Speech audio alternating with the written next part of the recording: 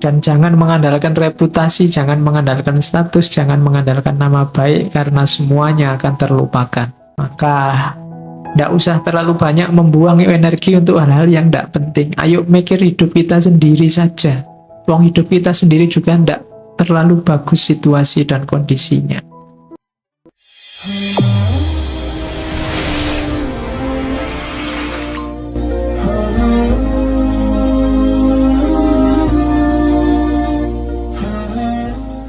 Rumusnya orang hidup itu ini. Kita ingat-ingat coba ya, ini pedoman hidup kita katanya Markus. Hidup kita itu secara durasi itu sementara, pasti ya, limited. Tidak lama kok hidup kita itu. Sudah tidak ada lagi orang yang usianya mungkin 150 ke atas. Atau 200 lah, tidak ada. Orang sudah 70, 80 itu sudah luar biasa. Malah kasihan orangnya kalau nggak meninggal-meninggal. Oh iya, malah kasihan. Sifatnya berubah.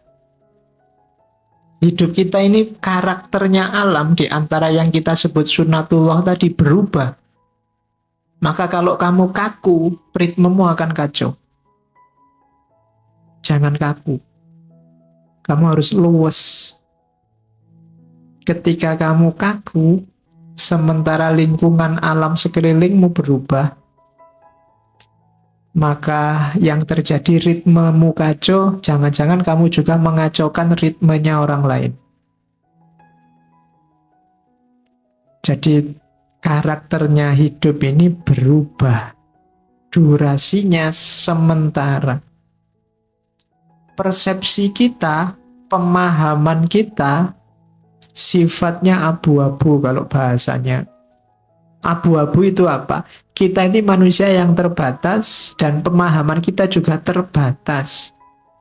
Kebenaran, kebaikan yang kita pahami itu sebatas kemampuan kita. Maka tadi jangan kaku. Kalau kamu kaku, kamu akan mandek di keterbatasan tadi. Kamu tidak berkembang, tidak lebih baik. Padahal kamu harus lebih baik terus, karena hari ini kamu terbatas. Besok batasmu harusnya lebih luas. Jadi persepsi kita ini suram. Kita itu tidak ngerti sangat banyak hal, ngertinya cuma sedikit. Berarti apa? Kebenaran yang kita tahu sebagai benar juga limited, terbatas. Bukan karena kebenarannya yang terbatas, tapi kapasitas kita yang terbatas.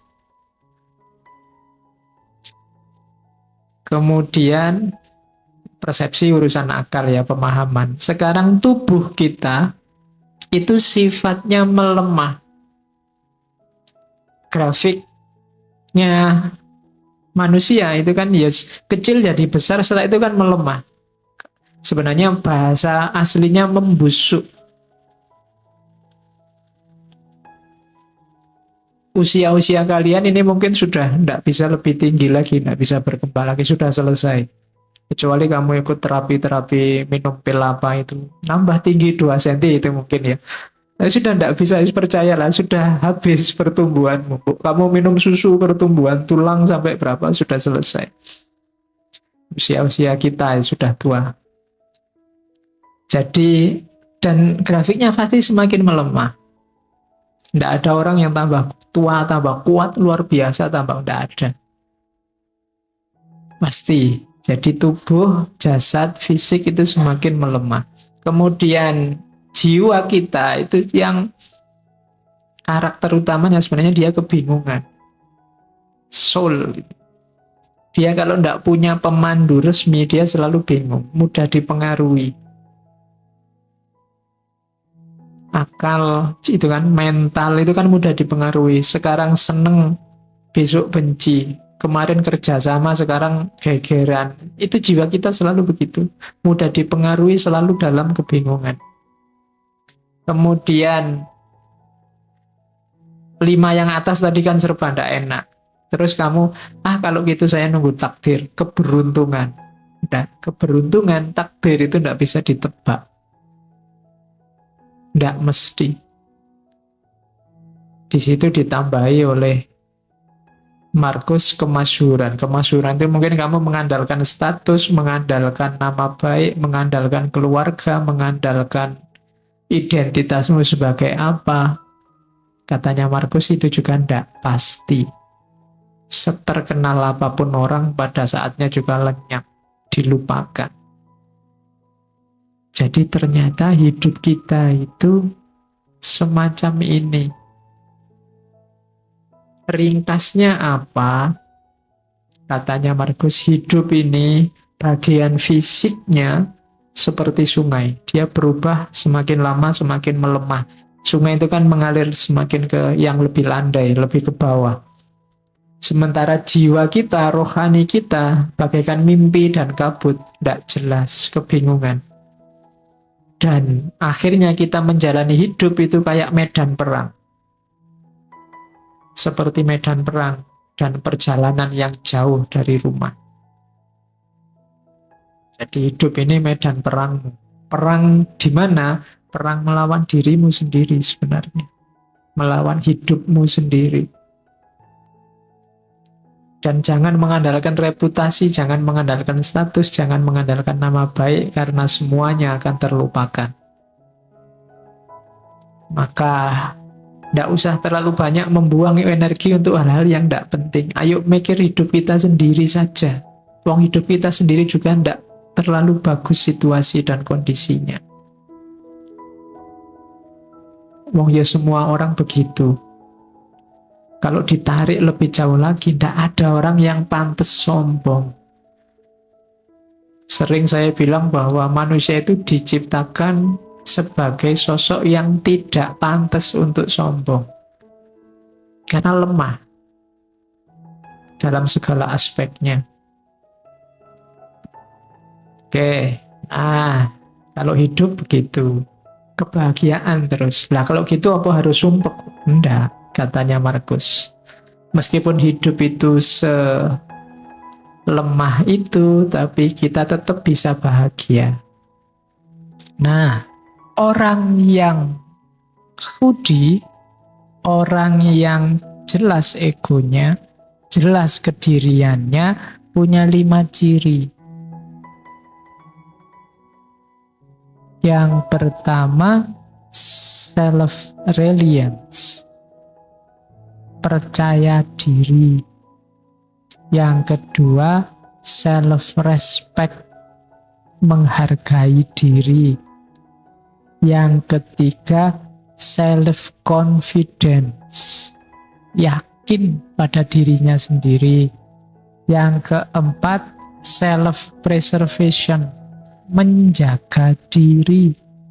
Karena dia yakin benar ya dia self-preservation. Dan yang kelima, self-assertion, menegaskan diri. Jadi orang yang tegas identitasnya itu biasanya percaya diri. Saya sering bilang di antara cirinya orang yang percaya diri itu tidak cerewet nyari kesalahannya orang lain. Dia sudah yakin dirinya benar. Dan tidak butuh bukti bahwa yang lain salah, baru jelas aku benar. Karena dia sendiri sudah mengaku yang benar ya menurutku yang gini ini ya sudah. Biasanya yang masih nyari-nyari salahnya yang lain itu masih belum yakin benar dengan miliknya. Dia butuh diyakinkan dengan, loh itu lo salah, berarti yang benar ini. Tidak percaya diri. Jadi buktikan bahwa kamu percaya diri dengan kebenaranmu. Jadi karena kamu percaya dengan kebenaranmu, kamu tidak butuh untuk menilai salahnya orang lain. Tidak usil dengan benar salahnya orang lain. Karena ya aku yang benar. Tidak perlu aku usil, menurutku yang lain ya tidak pas. Sudah. Tapi kalau kamu masih cerewet dengan miliknya orang lain, itu menunjukkan sebenarnya kamu tidak pede dengan kebenaranmu sendiri. Maka orang yang beratribut hudi itu percaya diri, tidak gampang dipengaruhi. Yang kedua, menghargai dirinya sendiri, tidak memandang rendah dirinya dan tidak merendah-rendahkan orang lain. Dia melihat dirinya berharga tanpa harus merendahkan yang lain. Justru ketika dia merendahkan yang lain, menunjukkan dirinya sendiri rendah. Jadi self-respect, hargai dirimu. Ya, menghargai diri itu jangan sampai keluar yang jelek-jelek dari dirimu, dari mulutmu, dari perbuatanmu, bahkan dari hatimu. Itu menghargai diri. Kalau menghargai diri aja tidak bisa, ya menghargai orang lain susah. Itu cirinya orang yang ego. Yang ketiga, yakin. Ini lebih mantap dari percaya. Confidence. Biasanya kalau bahasa Indonesia ini dilawankan dengan minder. Dalam banyak hal mungkin kalian bisa, tapi tidak ada gunanya kebisaanmu itu karena kamu tidak punya self-confidence. Tidak yakin dengan dirimu sendiri. Apa iya Pak saya bisa? Nah, itu pertanyaan paling berbahaya. Karena dengan itu menunjukkan kamu tidak yakin dengan kemampuanmu sendiri. Mending kamu yakin terus gagal daripada kamu nggak gerak-gerak karena selalu tanya, apa iya saya bisa? Mending kamu nulis saja dan hasilnya jelek daripada kamu mikir, apa bisa Pak saya nulis yang bagus ya? Apa bisa saya? Ya wis, nggak jadi-jadi, nggak jalan-jalan. Self-confident. Percayalah dirimu bisa. Kalau nggak bisa, akan kelihatan kelemahanmu di mana dan diperbaiki. Tapi kalau kamu nggak ngapa-ngapain, ya sudah. Kayak kamu nulis tesis, apa skripsi, apa disertasi. Itu kalau kamu kesuwen mikirnya, ini bisa nggak ya aku bahas tema ini ya? Jangan-jangan nanti bukunya susah. Jangan-jangan nanti ya nggak jalan-jalan. Maju aja. Nanti kalau ada salahnya di mana kan ada yang baca, kan ada yang bimbing, kan ada yang nguji meluruskan. Nah nanti kalau nggak ketahuan Pak jeleknya di mana, alhamdulillah ya bisa lulusnya lebih cepat. Jadi yakinlah pada dirimu, itu menunjukkan egomu mantap.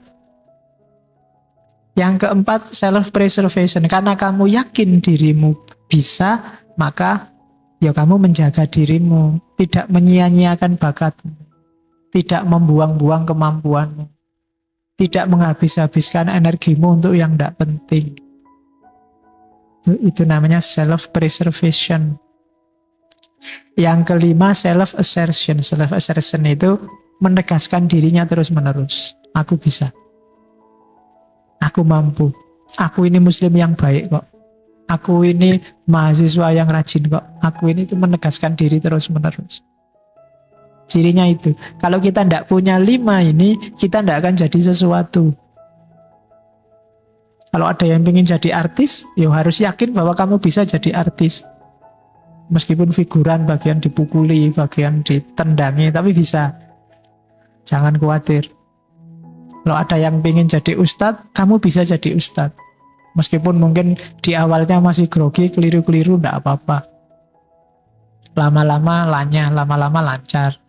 Kalau ada yang ingin jadi dosen, pasti bisa. Meskipun awalnya grogi. Itu namanya ego. Bentuklah, kuncinya di dirimu, bukan di yang lain. 5 ini kan kuncinya dalam diri kita semua.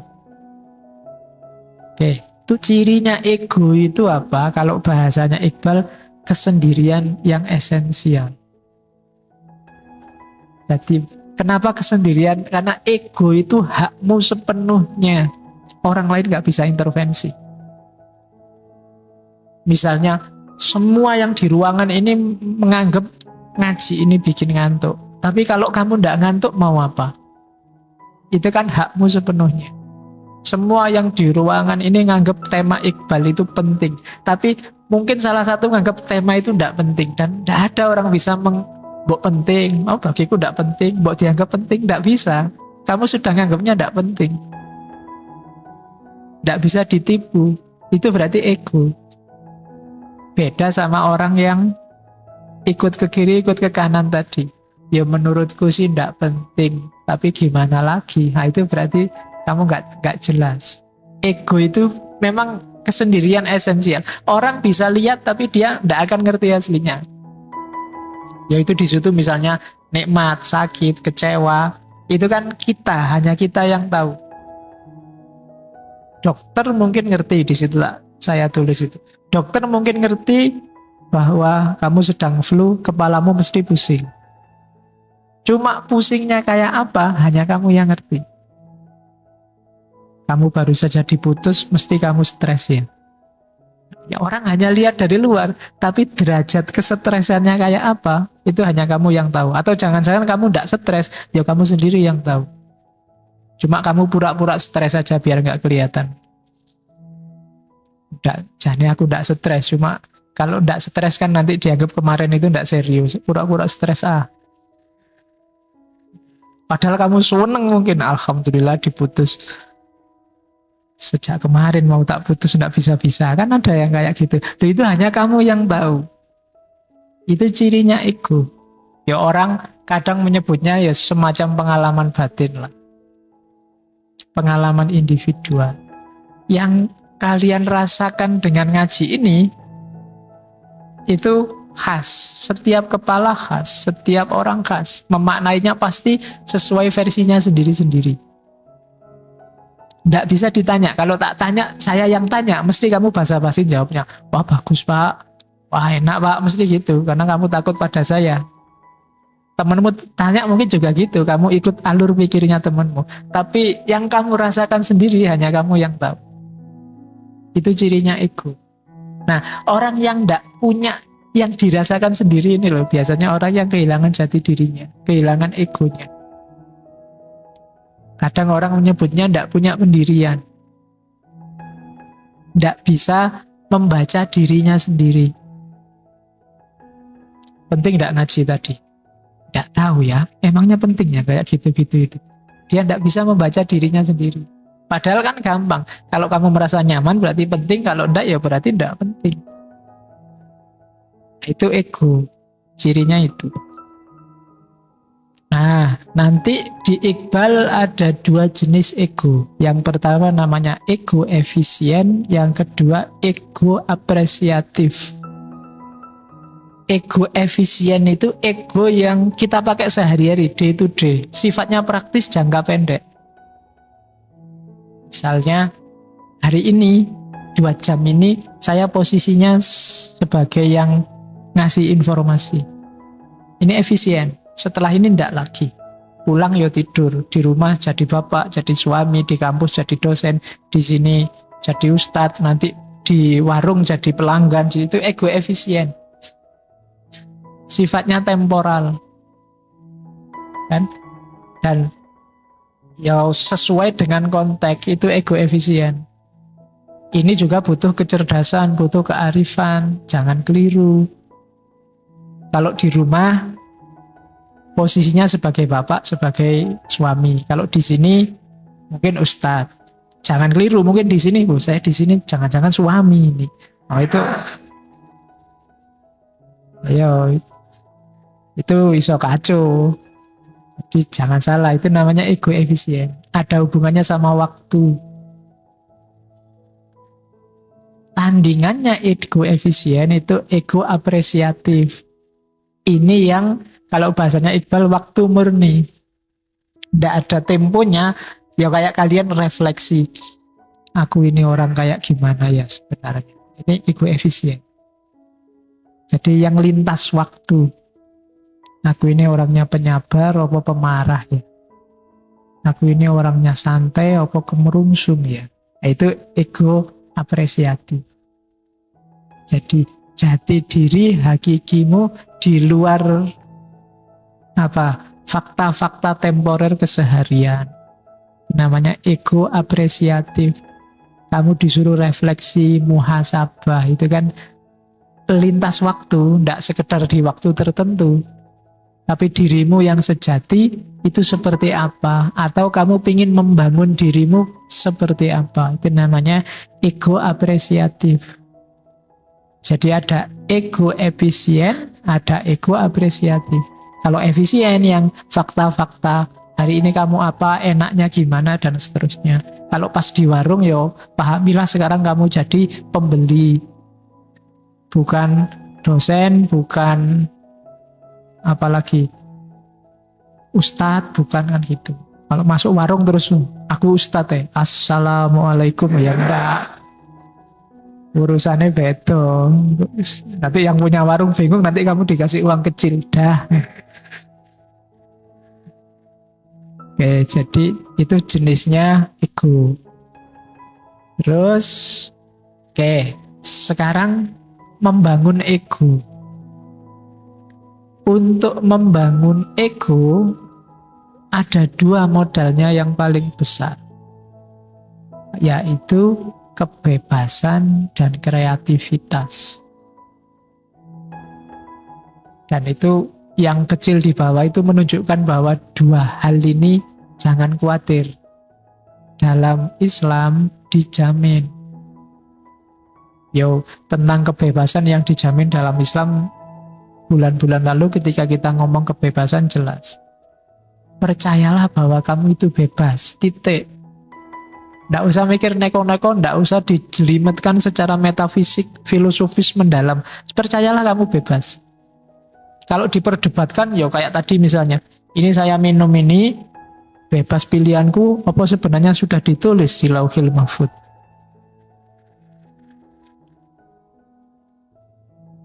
Ini kan diskusinya panjang. Tapi biarlah, nggak usah dibahas itu. Yakinlah bahwa kamu bebas. Titik. Didiskusikan panjang, tapi untuk praksis hidup kita, yakini itu bebas, maka kita bisa kreatif, milih, menentukan nasib kita sendiri. Kalau tidak, nanti kamu dijajah Inggris, dijajah Belanda, dijajah Cina, tidak pernah ya Cina, dijajah, senenganin jajah itu, Jerman, Jepang, kamu nganggap itu sudah tertulis Pak di Lauhil Mahfuz. Fenomena penjajahan itu, jadi kita terima saja. Siapa yang bisa melawan takdirnya Allah? Ya selesai kalau kamu begitu.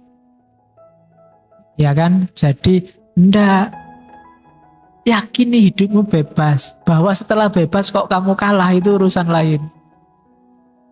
Kreatif, bangunlah Pak, saya cita-citanya pingin jadi apalah, sesukamu, bikin sendiri.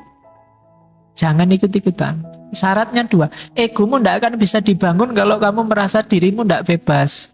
Begitu kamu merasa enggak bebas, kamu buka dirimu untuk diatur orang lain. Ini sumber masalah biasanya. Begitu kamu rela diatur orang lain, ya sudah, jati dirimu hilang. Jadi bebas dan kreatif.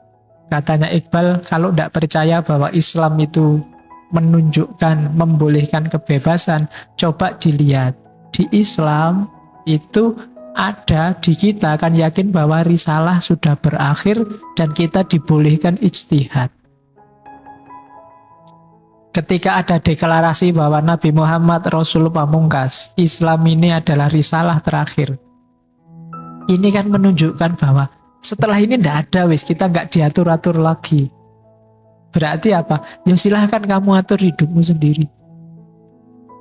Setelah ini kita boleh ijtihad. Kalau tidak ditulis di nas, tidak ada di syariat. Itu menunjukkan apa? Kita diizinkan untuk mikir sendiri, menentukan nasib sendiri. Jadi katanya Iqbal, enggak. Kebebasan dan kreativitas tidak bertentangan dengan visinya Islam. Oke. Jadi kreativitas itu bahasa Arabnya bid'ah. Ya, kamu kan tadi tenang-tenang aja saya ngomong kreativitas, kamu iya Pak kita harus kreatif. Begitu tak kasih tahu bahasa Arabnya kamu mengkeret. Bid'ah tuh ternyata, kan mesti gitu. Kalau bid'ah ya enggak boleh Pak, karena kamu mesti gitu. Enggak, katanya Iqbal. Kita sama Allah diizinkan disampaikan oleh Rasul bahwa kita berhak berijtihad. Berarti apa? Kita boleh menggunakan akal pikiran kita. Jadi, ada sih aturan-aturan pokok yang tidak boleh diubah. Tapi bahkan aturan yang tidak boleh diubah ini, ketika kita pahami dengan akal kita, hasilnya macam-macam. Hanya yang paling pokok saja mungkin yang kita tidak beda, tapi dalam banyak hal kita beda-beda loh. Sholatnya wajib, tapi coba dilihat komponen sholat. Macam-macam. Doa iftitahi wae beda. Takbirnya aja macam-macam. Ada yang ngangkat tangan, ada yang bilang sampai pundak, ada yang bilang sampai telinga. Itu kan akal masing-masing yang main menafsirkan. Ada yang tidak pakai sendakep, ada yang tangannya lepas begitu saja, ada yang di atas udel, ada yang di bawah udel, ada yang nutupi dada kayak orang kena tembak itu. Allah. Lah ya kan, lo itu akal main di situ. Dan yang bener pas kayak gimana sih Pak? Enggak tahu. Karena mungkin mahdohnya itu bisa dipahami variatif. Puasa misalnya. Puasa itu dimulai, kan di Al-Quran itu malah ayatnya ketika sudah bisa membedakan benang putih sama benang hitam. Jadi kamu kalau sudah lihat, misalnya sudah imsak apa sudah subuh terus kamu, loh ini Pak masih belum jelas Pak ini, mana yang putih mana yang hitam, berarti masih boleh dong. Nasnya memang bilangnya begitu. Terus yonda ya pakai jam. Jam itu kan kreativitas namanya, ijtihad. Zaman Nabi mungkin tidak ada jam, tidak digital apalagi. Kalau digital enak kan, Nabi mau bangun didit, oh sudah waktunya sahur. Zaman Nabi tidak ada begitu.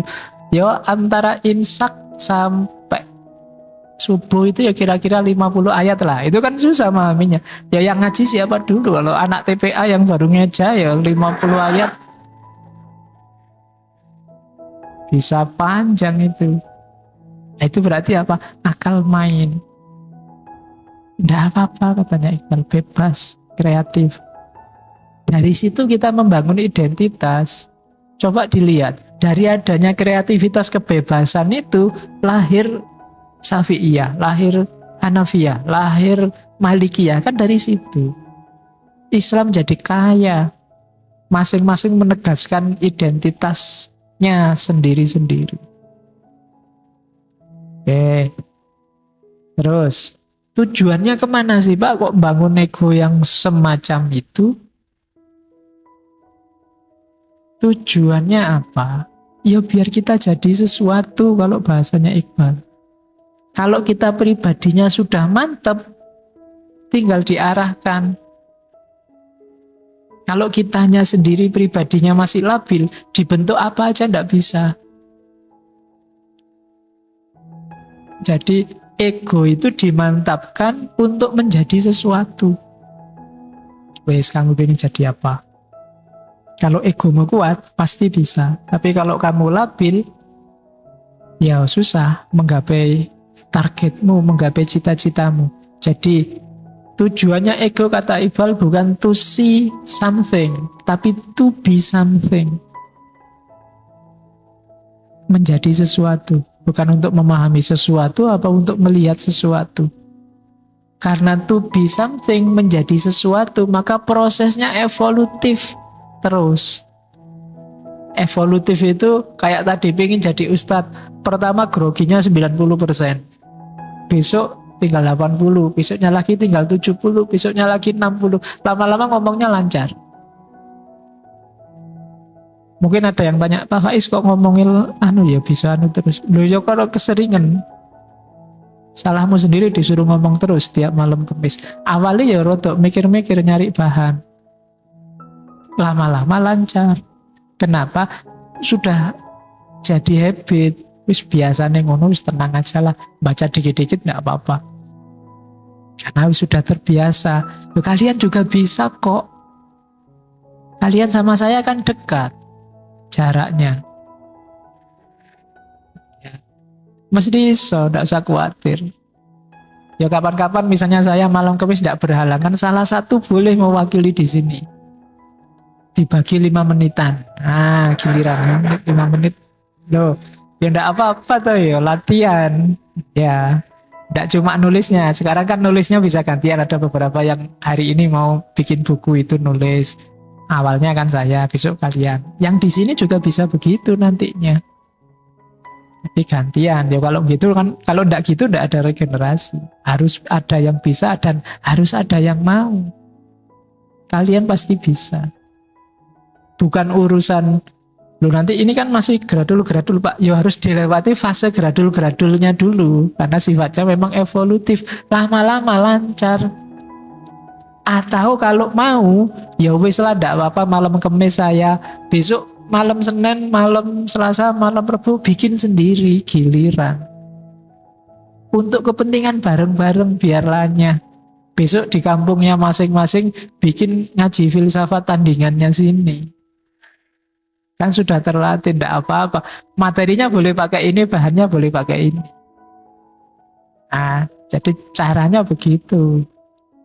Jangan minder. Kalau kayak gini terus dan kamu tidak gerak-gerak, ya yang naik terus levelnya saya, kalian mandek. Kalian juga harus gerak. Kalau malam Kamis dikhususkan saya boleh, tapi nanti mungkin bikin sendiri forum malam Selasa, malam Rabu, nyari jam yang cocok. Nggak harus sebanyak ini, mungkin yang punya komitmen aja 10, 15, 8, 2, nggak apa-apa lah, berdua di sini latihan, saling nyeramai. Loh, itu kan bisa juga, nggak masalah. Itu salah satu cara untuk membangun citra diri. Oke, nah puncaknya ego itulah nanti insan kamil. Sudah mau selesai baru ketemu insan kamil. Jadi proses yang di depan tadi muaranya adalah insan kamil. Insan kamil itu puncak tertinggi yang bisa dicapai oleh ego. Penjelasannya panjang, tapi intinya, nah Iqbal ngasih contoh aja, kayak Nabi Muhammad, insan kamil itu, spiritualitasnya memuncak, tapi dia tidak berhenti di Lauhil Mahfud, dia turun kembali ke bumi. Beda dengan para sufi, banyak sufi yang mengalami ekstase puncak, dan dia tidak kembali lagi ke bumi. Jadi, bentuklah egomu, bangun dia sampai bisa naik ke atas, sampai puncak spiritualitasmu, kemudian turun kembali ke muka bumi. Jadi manusia yang bermanfaat. Jadi konstruksilah egomu, jadi potensi-potensi terbaiknya wujudkanlah. Kalau sudah selesai, laksanakan tanggung jawabmu sebagai khalifah tadi. Jangan berhenti di merancang ego. Tugasmu belum selesai. Ketika kamu membentuk dirimu, itu setengah jalan. Jangan berhenti di situ. Kalau sudah terbentuk, kamu jadi ego yang bagus, yang kokoh, yang kuat, jalankan tugasmu sebagai khalifah. Itulah insan kamil. Sempurna sudah. Ya kalau kamu gagal membangun diri, otomatis kamu tidak bisa menjalankan tugas khalifah. Kamu sukses membangun dirimu, oke, tapi tidak ada gunanya, baru setengah jalan sebelum dia juga bermanfaat untuk sekelilingmu. Sebelum kamu jalankan tanggung jawabmu sebagai khalifah. Itulah insan kamil. Itulah yang bikin Iqbal tidak mencukupkan diri dengan filsafatnya, dengan syairnya, dengan teori-teorinya, tapi dia juga terjun ke dunia politik, ke dunia hukum. Jadi puncaknya ego, ketemunya insan kamil. Ketika tadi kamu membangun diri dan cita-citamu, sekarang direalisasikan dalam kehidupan nyata. Kalau kamu sudah jadi orang soleh secara individual, sekarang saatnya mengabdikan kesolehanmu itu demi kepentingan sosial. Itulah insan kamil, katanya Iqbal. Nah, tahapan kasarnya Katanya Iqbal, yang pertama biasanya untuk menuju insan kamil itu ada ciri orangnya patuh pada hukum. Bukan orang yang sakarepe dhewe. Hukum itu ya hukum positif bisa, ada tradisi, norma, nilai yang berlaku di masyarakat. Yang kedua, orang yang menguasai egonya itu biasanya orang yang kontrol dirinya bagus. Orang yang tidak bisa ngontrol dirinya pasti belum insan kamil. Yang ngomong dulu sebelum dipikir, apalagi mukul dulu sebelum dipikir. Insan kamil itu kontrol dirinya bagus. Ngomong sesuatu, melakukan sesuatu setelah dia yakin apa yang akan dilakukan, apa yang diomongkan itu pas dan benar. Itu cirinya insan kamil. Dan yang ketiga, orang yang punya tanggung jawab khilafah, tanggung jawab atas kehidupan di muka bumi ini. Jadi insan kamil itu tidak hidup sesuka hatinya. Dia patuh pada norma dan nilai yang disepakati bersama. Yang kedua, dia mampu mengontrol dirinya. Yang ketiga, dia punya komitmen terhadap tugas kekhalifahan. Itu ciri yang bisa dilihat dari seorang insan kamil.